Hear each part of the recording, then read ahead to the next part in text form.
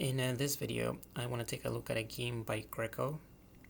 Now, when most people think of attacking romantic chess, they think of Paul Morphy, but Greco goes back even farther, to the early 1600s.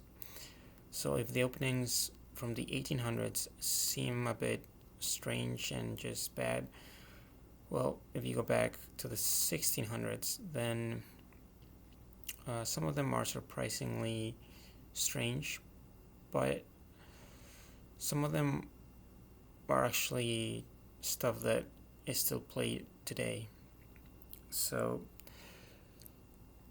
in this game, Greco had the white pieces, and we have a French defense.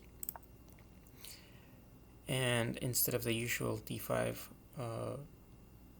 knight f6 was played, which, if you look at the engine evaluation, it gives white a very good advantage. But it's actually not that bad. In fact, this move has been seen by masters from 2200 to 2600, I believe. So if I were a French defense player, I might consider playing this move occasionally, especially in rapid and blitz time controls.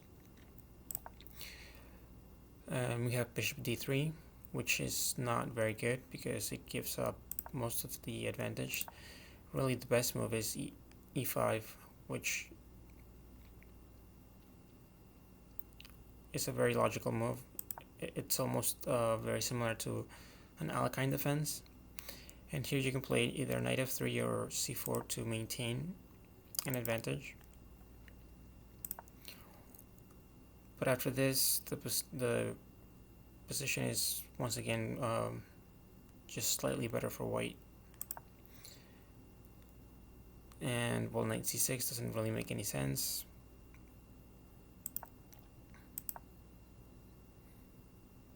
And here Greco played h4, which not a very good move. I myself have had this kind of attack when I haven't castled yet, so usually it's weaker players that do this, and when they do it against me, well, I simply just don't castle and just leave my king in the center, and if they just keep pushing the pawns or just one pawn, then it's like, well, what are you doing exactly? You're not really accomplishing anything because there's no king to attack. And for that reason, e5 should have been played. And here, Greco's opponent blundered with castles, just walking right into the attack. And now h4 is actually a really good move, and believe it or not, white is actually winning now. And yeah, it's gonna take the engine a while to get there, but it's actually +5 for white.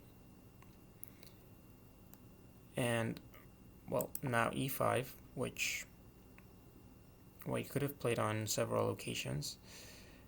The point is that you want to remove the defenders of the white king, and the knight on f6 is a very good defender. So e5 is not just opening up the diagonal for the bishop, but also forcing the knight to move. And after knight d5, you have the classic bishop sacrifice on h7. And here king h8 is what the engine recommends, although this is all pretty much losing by force. And after knight g5 check, again another blunder. The best defense is king g6. Now again, this is also losing, but it is the best chance, and maybe in a 3-minute game, black might hope to survive. after something like queen d3, f5, takes, and king takes. Again, this is still losing, but it's a lot better than what happened in the game. Now, after bishop takes, this is just forced checkmate. I believe in like 5 moves.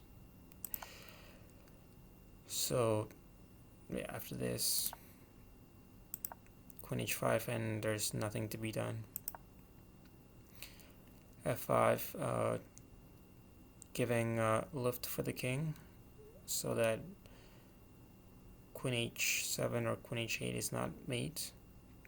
So just g6, stopping that idea, and it doesn't really matter what black does, you're getting mated. And that is checkmate. So if you like the video, give it a thumbs up, and don't forget to share and subscribe if you haven't already, and I will see you in the next video.